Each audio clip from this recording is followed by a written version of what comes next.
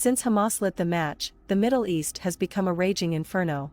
This conflict is no longer solely between Israel and Hamas. As we all know, there have been huge tensions between Syria and Israel in recent weeks.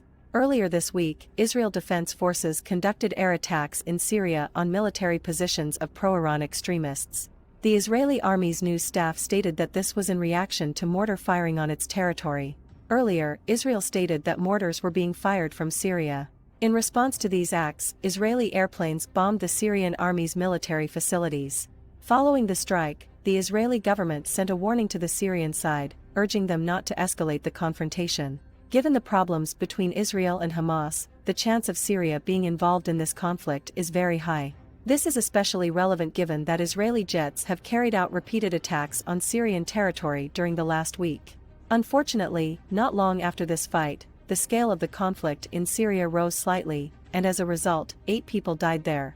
The defense ministry in Damascus announced that Israeli bombings in southern Syria over the previous day had killed 8 Syrian soldiers, after which Israel returned and bombarded Aleppo's airport for the 4th time in 2 weeks. In practice, Israel does not issue many notifications about its airstrikes. This time, Israel claimed that the initial strike was in response to prior missile launches. A few hours later, the Syrian Ministry of Defense announced that Israeli soldiers had assaulted Aleppo's northern airport. This came just hours after regional tensions rose as a result of the confrontation in Gaza between Israel and Hamas. The Syrian Ministry of Defense had little to say about the strikes, which killed 8 soldiers and injured 7 more. Israel conducted an airstrike against Syria from the occupied Golan Heights. The consequences of this assault were disastrous. As a result of all of these strikes, the Israeli army has been unable to concentrate its resources on Gaza. Following a brief period of relative calm, Israel initiated additional measures. Following the missile launch, the Israeli military revealed that it had hit military targets in southern Syria.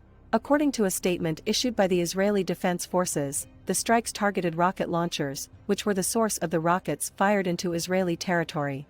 The assaults were focused on 2 military locations in the Daraa region, according to the Syrian government's official news agency. Syria suffered a number of material losses as a direct result of the strikes. The war between Israel and Hamas is increasing tensions in Syria on a daily basis.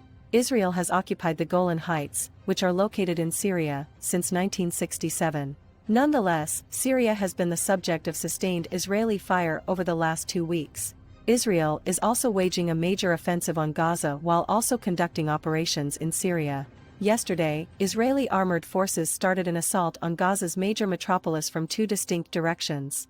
Israeli soldiers took advantage of the situation to attack the main passage that connects Gaza's southernmost point to the rest of the country. During the day, Israeli tanks pushed along the Salahuddin Road, which runs from north to south along Gaza's major coastal strip. This was done in an attempt to cut off Gaza City from the southern half of the region while tightening the siege in the northern half. After some time, inhabitants of Gaza, as well as the media office of the Hamas-ruled government, reported that the tanks had retreated toward the reinforced border fence that surrounds Gaza. Heavy mortar fire allegedly drove back Hamas fighters, while Islamic Jihad militants assert that they are fighting Israeli soldiers nearby.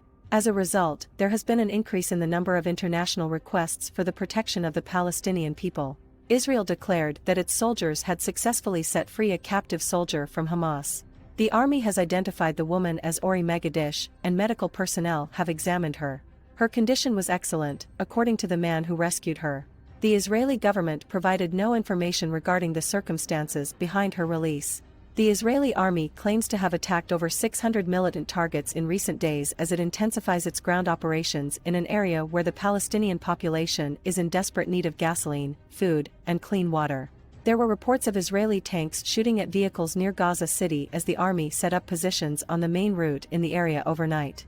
The Israel Defense Forces claim to have killed scores of militants who launched attacks from within buildings and through tunnels.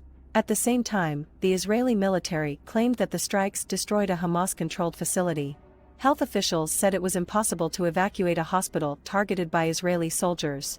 This is because health professionals claim that removing patients from the ventilator will cause them to die. The Palestinian Red Crescent Society is in a perilous standoff with Israeli Defense Forces commanders who ordered the evacuation of Gaza City's Al-Quds hospital. The Israel Defense Forces had frequently requested the presence of medics at the site, including 2 warnings the day before. However, doctors and the PRCS have so far refused to evacuate, claiming that about 14,000 individuals have sought sanctuary in the building and compound despite the absence of evacuations. According to the PRCS, 2 airstrikes were carried out yesterday, barely 50 meters from the hospital. Officials claim that the institution treats the whole Palestinian population, from infants to the elderly, making evacuation difficult. Ghassan Abu Sida, a North London doctor, works at another adjacent hospital, Al-Shifa. According to Abu Sida, no one has left Al-Shifa. Nobody is getting out of here. Israeli forces believe Hamas is using the hospitals as cover, and there is strong evidence that terrorists are launching assaults from the structures. According to the Gaza Health Authority, Israel has killed around 8,300 civilians. According to UN officials, substantially fewer humanitarian aid trucks have arrived in the besieged zone than is required. Officials further underline that public order has been disrupted as a result of people attacking UN warehouses in search of food. According to the United Nations Agency for Palestine Refugees, this has forced the closure of 4 United Nations relief distribution sites and a storage facility. Rick Brennan, WHO Regional Emergencies Chief, reaffirmed international appeals for a ceasefire in order to conduct a larger humanitarian operation. According to Brennan, this is a disaster on top of a tragedy. He continued, healthcare needs are increasing, and our ability to meet those needs is rapidly dwindling. The White House stated that it is planning to send additional assistance trucks to Gaza. Israel has moved forward in its hunt for Hamas fighters believed to be hiding in a network of tunnels beneath Gaza City. Meanwhile, Israel issued repeated warnings to Palestinians to move from Gaza's north to the south.